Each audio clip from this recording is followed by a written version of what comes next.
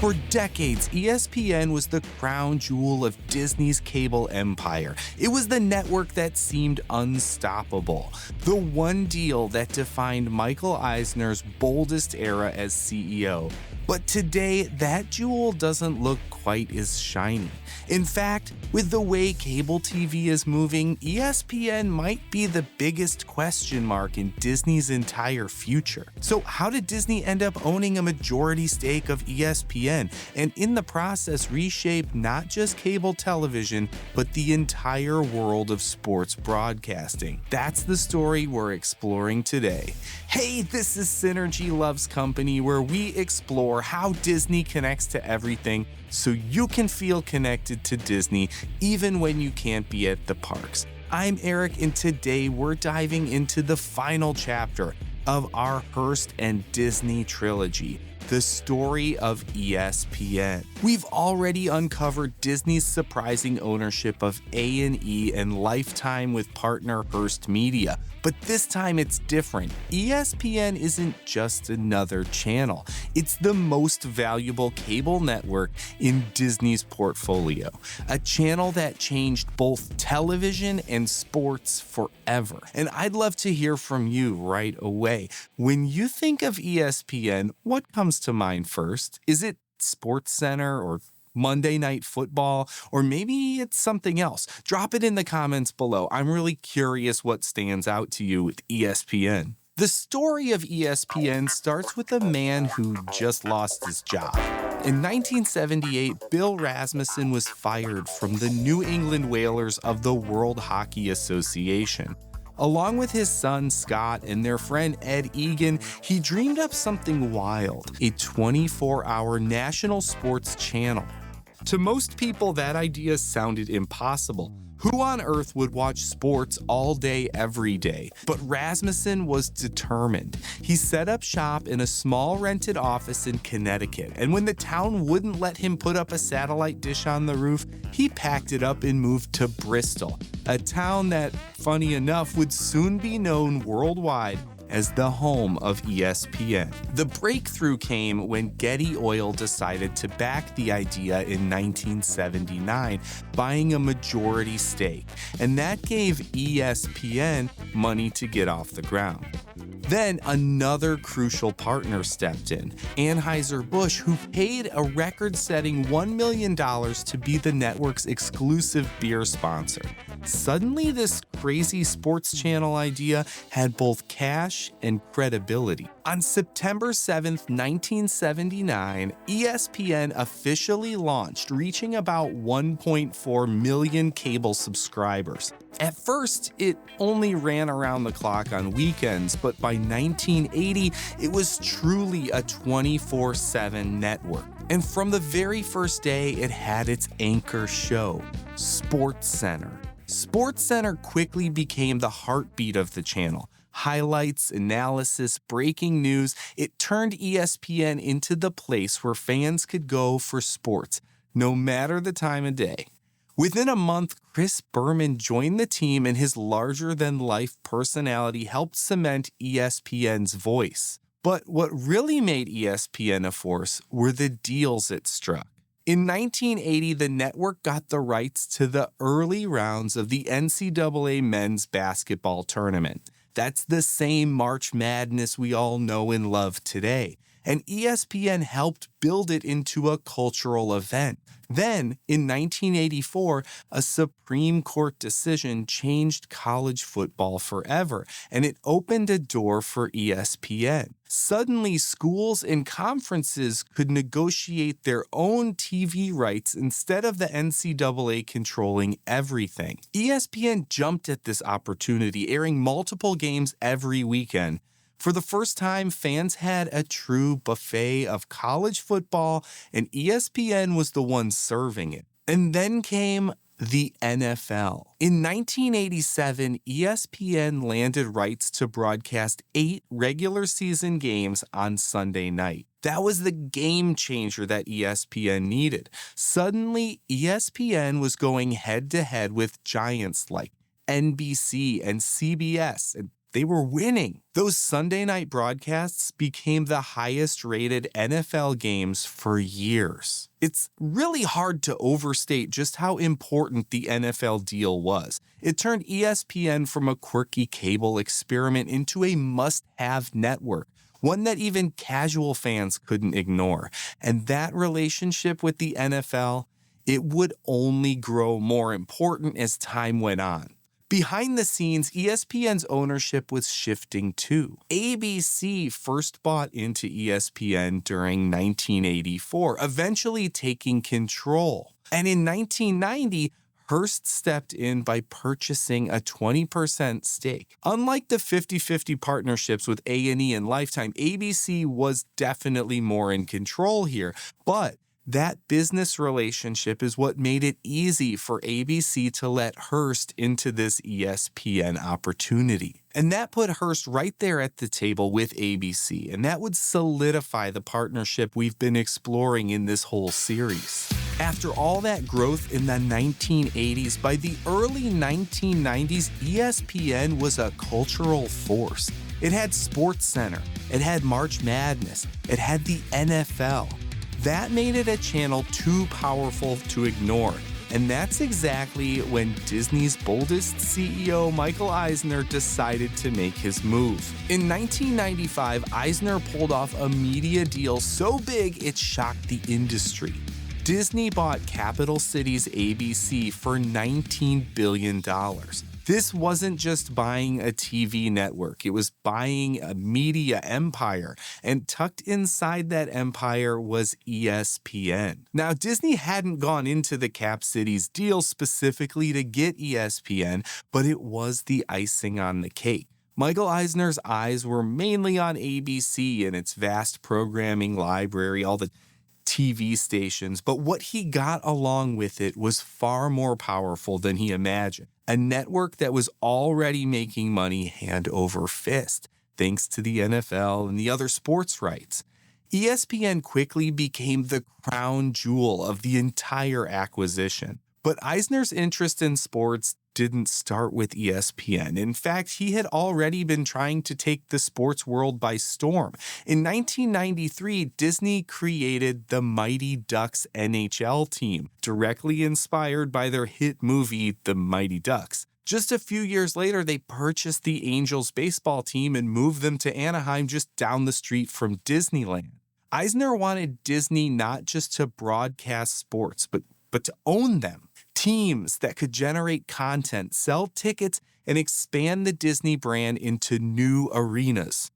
Literally. And so when ESPN came under Disney's umbrella, it gave Eisner the perfect platform to showcase those teams. It was the same playbook Ted Turner had used successfully with the Atlanta Braves and the Hawks, using his channels like TBS to give his teams national exposure.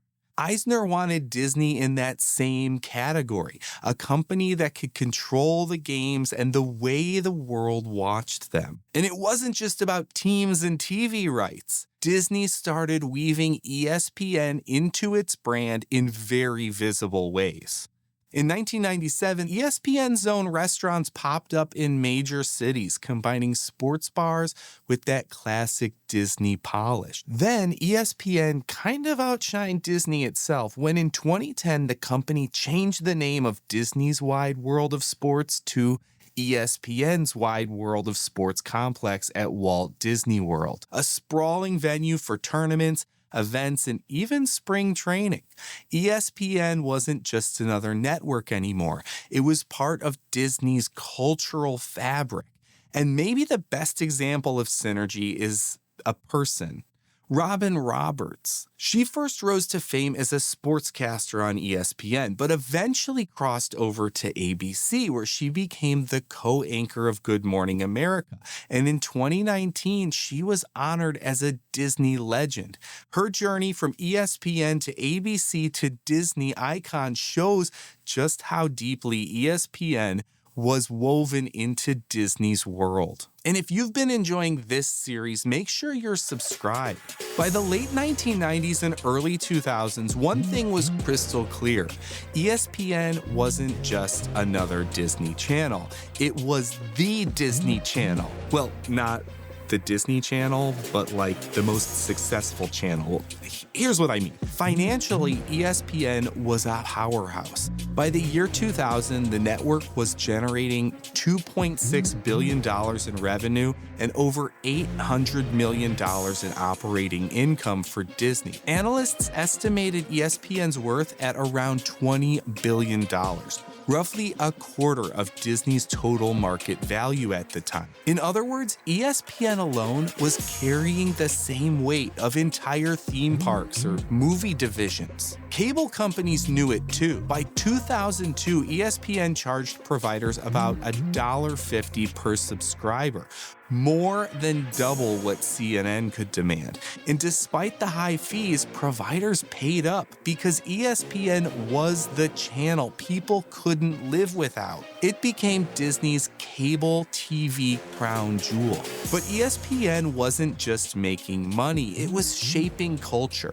Its flagship program, SportsCenter, had started back in 1979, but under Disney, it became a daily sports ritual. By 2002, SportsCenter had aired its 250,000th live edition, making it the longest-running and most recognizable show of its kind. Catchphrases from anchors like Chris Berman worked their way into everyday language. He's gone. He could go all the ways.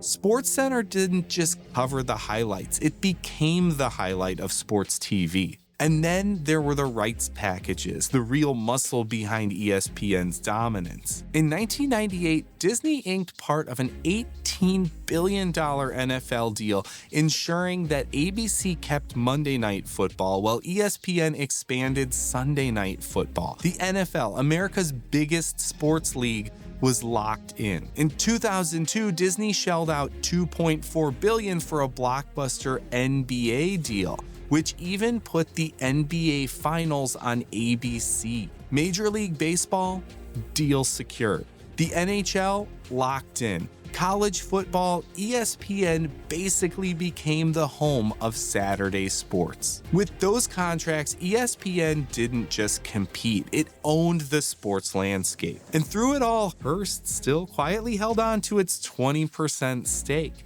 While Disney ran operations, Hearst's piece of the pie was incredibly valuable, especially because it gave their ABC affiliates first dibs on local simulcasts of ESPN games, like Monday Night Football. It was the perfect silent partnership. Disney got the global brand and Hearst got the local boost. But here's where the story shifts. For decades, ESPN had been Disney's crown jewel, the most profitable channel in its entire cable empire. But then came a disruption that no one could ignore: cord cutting.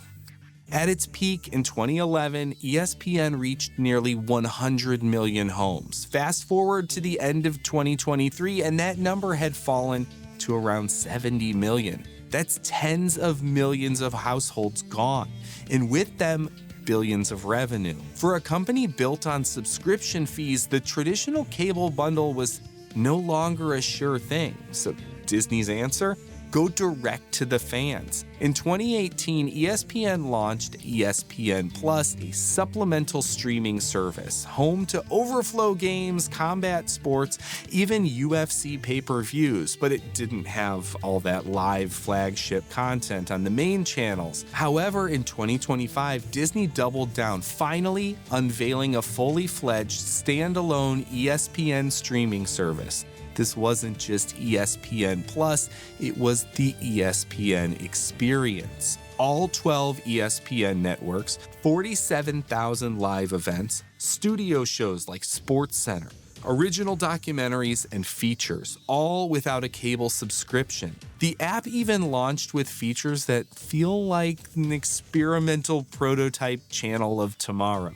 There's multi-view, so you can watch 4 games at once, and even an AI-powered personalized sports center. Disney was betting big that the same brand that ruled cable could rule streaming. But to make sure fans had no choice but to subscribe, ESPN needed content so valuable it was irresistible. Once again, enter the NFL. In a blockbuster 2025 deal, ESPN didn't just renew rights, it took over the NFL Network and Red Zone. The NFL even got a 10% equity stake in ESPN itself. Think about that for a second. The most powerful sports league in America now literally owns a part of ESPN.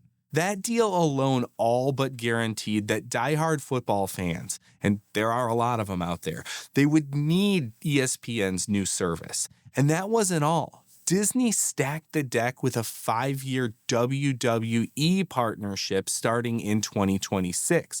Plus, they renewed contracts across the NBA, the MLB, the NHL, college sports, tennis, golf, you name it. If it moves, ESPN is streaming it. Still, though, the future feels uncertain.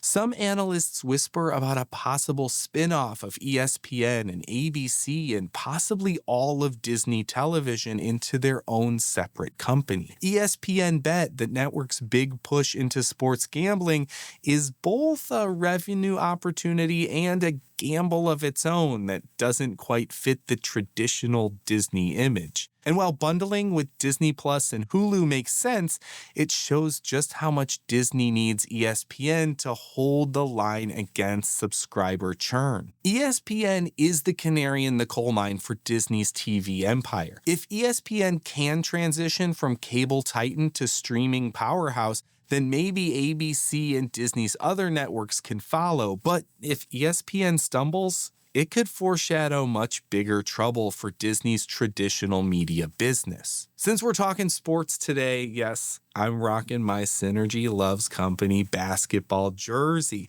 If you want one or you just want to support the show, you can head to shopsynergylovescompany.com. You can get jerseys like this, shirts, hats. You can even make donations to help the show keep going. Go check it out. So ESPN, what was once the impossible idea, born in a rented Connecticut office, became not only the most powerful name in sports, but also the crown jewel in Disney's media empire. From Hearst's early investment to Eisner's big swing with the capital cities deal, ESPN's journey with ABC and Disney has been pure synergy in motion. It connected sports fans, movie fans, theme park fans, all under one giant umbrella. And it proved that Disney's magic could thrive even in a world of touchdowns, home runs, and highlight reels. But today, ESPN stands at a crossroad. The future of sports isn't just about who wins on the field, it's about who streams the game. And as Disney pivots from cable giant to digital innovator, ESPN may be the company's biggest test yet. If ESPN succeeds, it could redefine what Disney's next era looks like. If it doesn't, well, this could be the canary in the coal mine for the entire world of broadcast TV. And Disney and ESPN have definitely been put to the test with this YouTube TV rights deal stalemate.